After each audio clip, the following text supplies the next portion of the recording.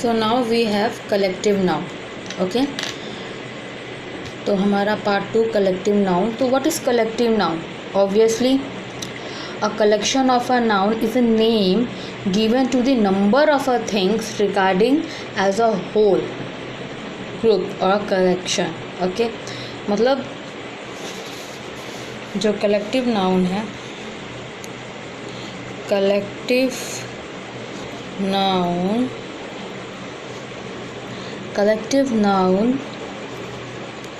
is name given to a NUMBER, total number लिखेंगे, NO करके, dot नहीं लगाने का, number of things regarded as a WHOLE whole group और collectives. तो एक ही प्रकार के बहुत से व्यक्ति या वस्तु के ग्रुप को कलेक्शन कहा जाता है. एक ही कलेक्टिव नाउन से एक ही ग्रुप के बहुत सारे व्यक्ति या वस्तु के समुदाय हो या समूह हो, समूह के बोध को हम बोलते हैं कलेक्टिव नाउन. इसको हम हिंदी में क्या बोलते हैं, आपको बताया था मैंने,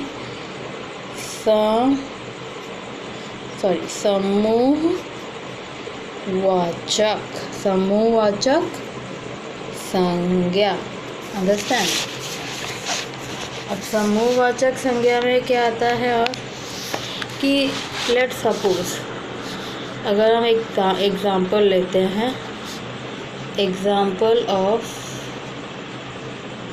कलेक्टिव नाउन, हिंदी में बोलते हैं समूहवाचक संज्ञा.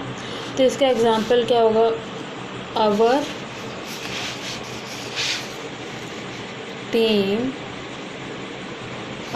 Team is in first group. Our team in first group. तो टीम हमारा हो गया collective noun. My father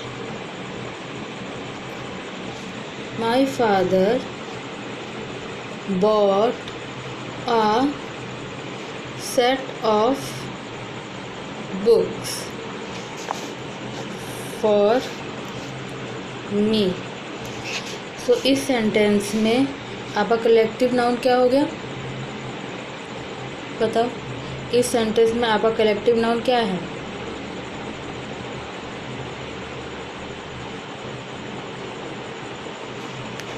this set of book.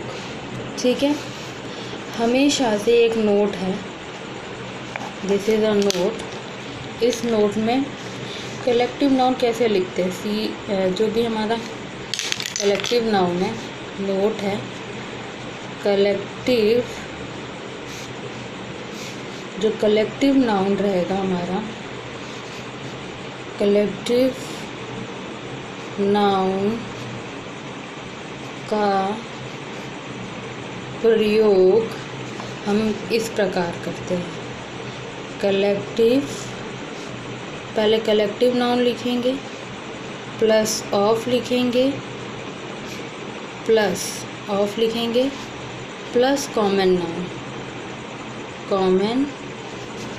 Noun, plural में होना चाहिए कॉमन नाउन. ठीक है, तो हमारा क्या है, पहला बहुत ही इम्पोर्टेंट पॉइंट है हमारा, collective noun plus of plus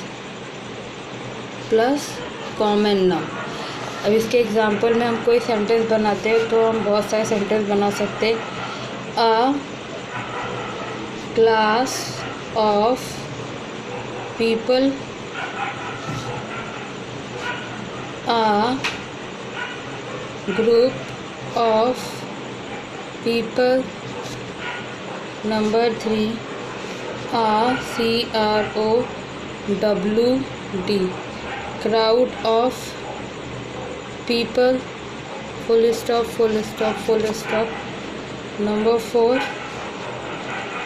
a set of flower. Collective noun plus of plus common noun plural में, सब में वही चीज़ है।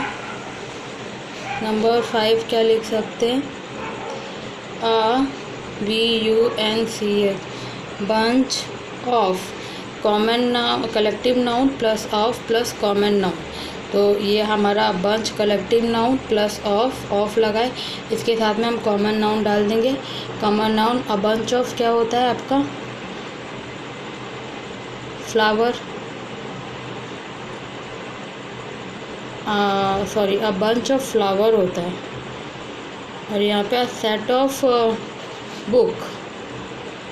Books, a set of books, ठीक है। तो इस तरह के 5 एग्जाम्पल दिए मैंने। सेकंड, कलेक्टिव नाउन आपको दिखाया मैंने, पूरा कलेक्टिव नाउन था, इसके पूरे एग्जाम्पल थे, ठीक है। और अब हमारा 4th वन है मटेरियल नाउन। क्या है? Material noun. आपके पास ग्रामर बुक होंगे, उसमें अलग अलग तरीके से दिया रहेगा, लेकिन मेन है कि आपको समझ में आ जाए एक बार कि क्या क्या होता है, इसकी मेन डिफिनीशन और किस तरह से इसको लिखते हैं। तो आपके लिए इजी हो जाएगा कि आपकी कोई भी वर्कशीट हो तो आप उसमें कैसे भी सेंटेंस बना सकते हैं। लेकिन आपको मेनली पता होना चाहिए कि कलेक्टिव नाउन में जो रहता है, उस कलेक्टिव नाउन के सेंटेंस में आपसे पूछ लेंगे a group of a people, ये सेंटेंस कौन सा है, तो आप आराम से बता सकते हो कि कलेक्टिव नाउन है। अगर आपको पता होगा कि अ क्लास ऑफ पीपल में collective noun plus of plus common, अगर आपको सिर्फ सेंटेंस दे दिया और क्वेश्चन में होता है कि सेंटेंस दे देते हैं and you have to identify which type of noun is this, which type of pronoun is this, verb, बहुत सारी चीज़ें। तो आपको अगर आप समझ जाए कि सेंटेंस क्या है या फिर आप समझ जाए कलेक्टिव नाउन्स क्या होता है, तो अच्छे से कर सकते हैं। मटेरियल नाउन को हम बोलते हैं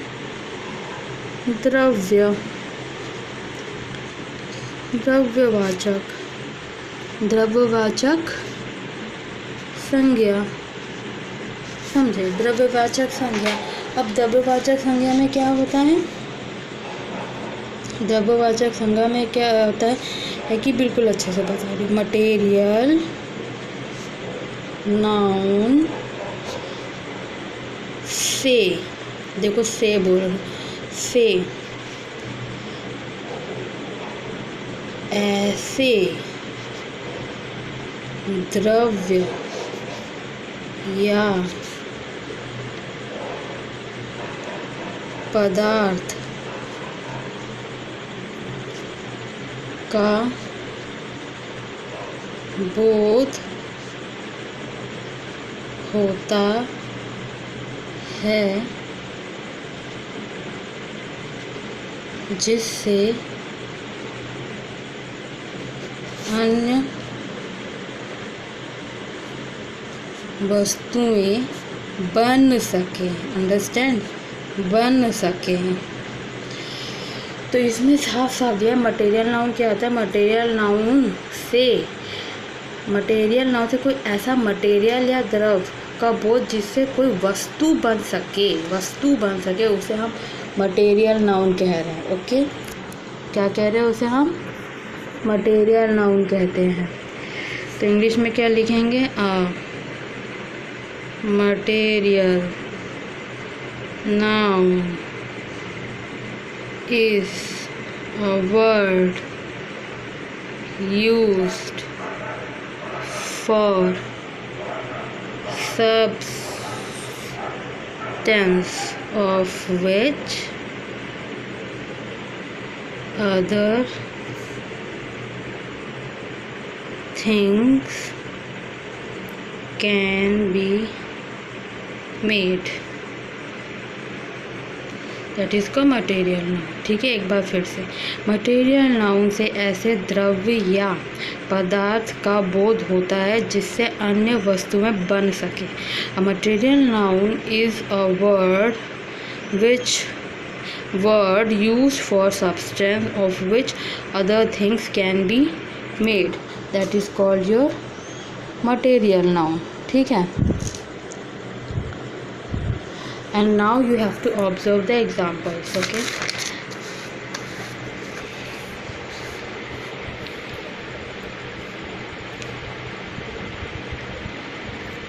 examples of material नाउन। ठीक है, मटेरियल नाउन के एग्जांपल क्या है? अब एक एग्जांपल हम ले सकते कुछ भी material, like gold. Gold is a COSTLY costly metal. Gold is a costly metal. Here gold is your material noun. Okay, gold is your material noun. I drink milk.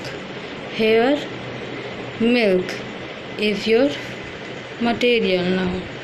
Milk is your material noun.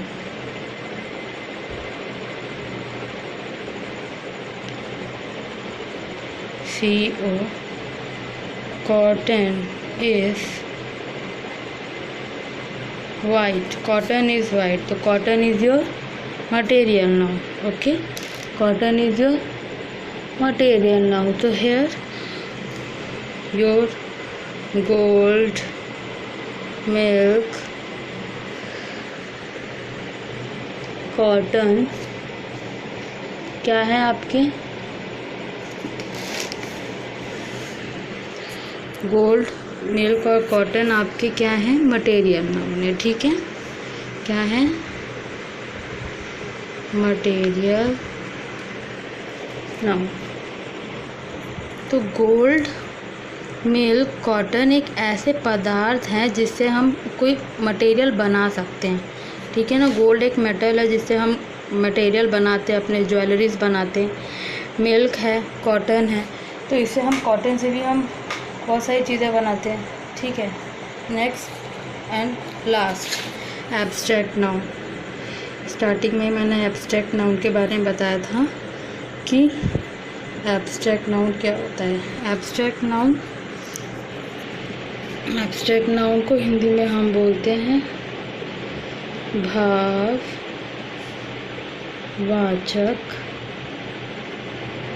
संज्ञा। Abstract noun वही लिखेंगे, abstract noun से ऐसे गुण या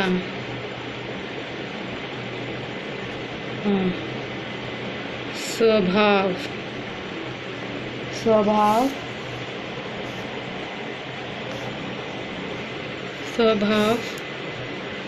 का पता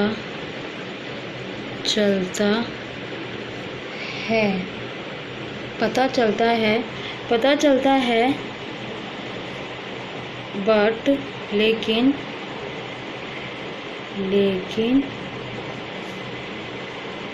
हमें अनुभव होता है। क्या होता है? अनुभव होता है। इसे कोई देख या छू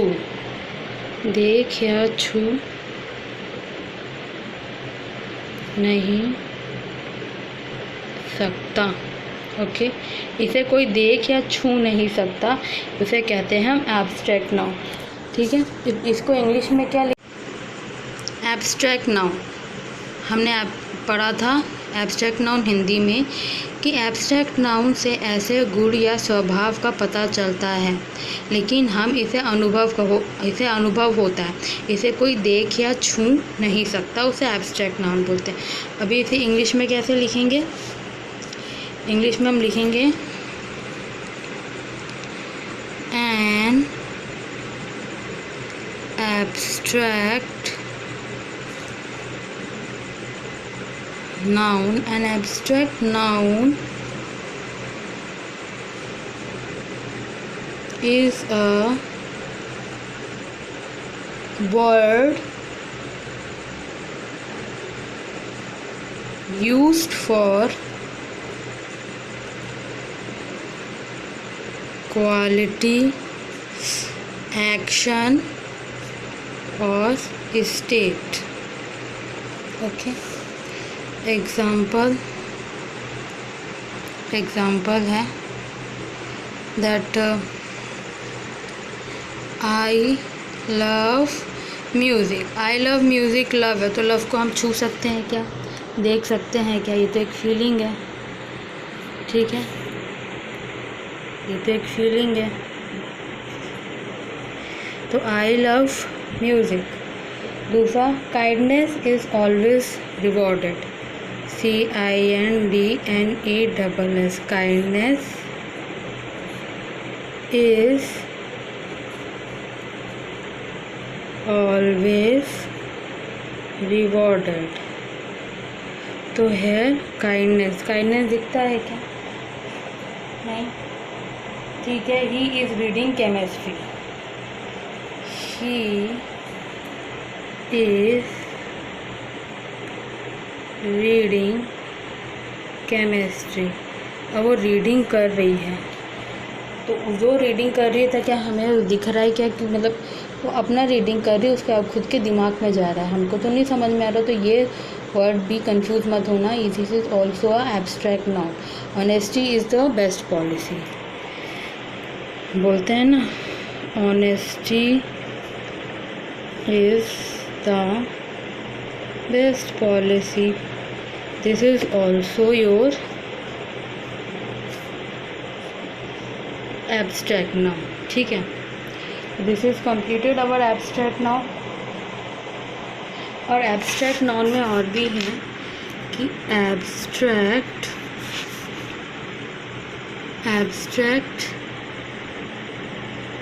नाउन हमेशा verb, adjective and common noun से बनते हैं। तो जो एब्स्ट्रैक्ट नाउन है हमेशा वर्ब, एडजेक्टिव और कॉमन नाउन से बनते हैं। फॉर एग्जांपल, अगर मैंने बोला है वर्ब, तो वर्ब क्या है? वर्ब का मतलब क्या होता है? वर्ब का मतलब होता है क्रिया। क्रिया से एब्स्ट्रैक्ट नाउन बनता है। तो वर्ब में क्या आता है? ओबे। ओबे को बोलते हैं ओबीडियंस। तो ये ओबे करना, ये क्रिया ही है ना, मानते हैं। तो ये क्या? ओबे। तो ये भी एब्स्ट्रैक्ट है। ग्रो से होता है ग्रोथ। दिखाई देता है क्या? ओबे नहीं, ग्रोथ हो रही दिखाई देती है कि नहीं? तो ये सारे वर्ब एब्स्ट्रैक्ट नाउन के अंदर में आते हैं, ठीक है। और भी बहुत सारे, नो मतलब नॉलेज, लाफ्टर। और दूसरा मैंने बात किया था एडजेक्टिव, ठीक है, एडजेक्टिव। तो एडजेक्टिव क्या होता है? एडजेक्टिव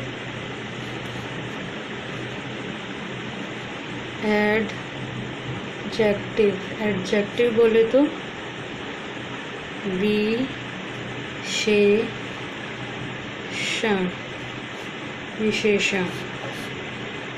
से भी बनते हैं एब्स्ट्रैक्ट नाउन। अब एब्स्ट्रैक्ट नाउन एडजेक्टिव में क्या होता है? एडजेक्टिव आता है हमारा काइंड से होता है काइंडनेस। दिखाई नहीं देता है, एडजेक्टिव है, एब्स्ट्रैक्ट नाउन में यूज़ हो रहा है, ठीक है। ऑनेस्ट एडजेक्टिव है, ऑनेस्टी। चलो एक और ले लेते हैं, मीनिंग, और भी बहुत सारे होते हैं, ठीक है। तो ये है, अब आप क्या था, एब्स्ट्रैक्ट नाउन, वर्ब, एडजेक्टिव और कॉमन नाउन। तो कॉमन नाउन क्या होते हैं हमारे, कॉमन नाउन देखो, कॉमन नाउन, तो कॉमन नाउन बोले तो पढ़ा है इससे पहले, जाति वाचक, इसी टॉपिक में है ये, संज्ञा से, जातिवाचक संज्ञा से, तो उसमें क्या आता है आपका, चाइल्ड, कॉमन नाउन है, childhood,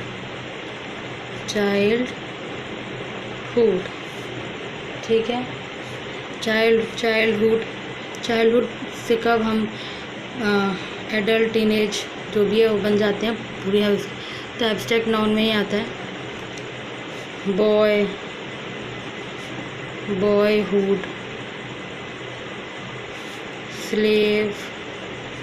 slavery, so all these are come under the adjective noun only, okay, adjective noun में ही आता है, ठीक है। तो आज का पूरा what is noun and kind of noun यहाँ पे फिनिश होता है आपका। एब्स्ट्रैक्ट नाउन में ये भी पढ़ना बहुत ज़रूरी है, आपके सिलेबस में भी है, टीचर्स पढ़ाएंगे, कुछ टीचर्स नहीं पढ़ाएंगे।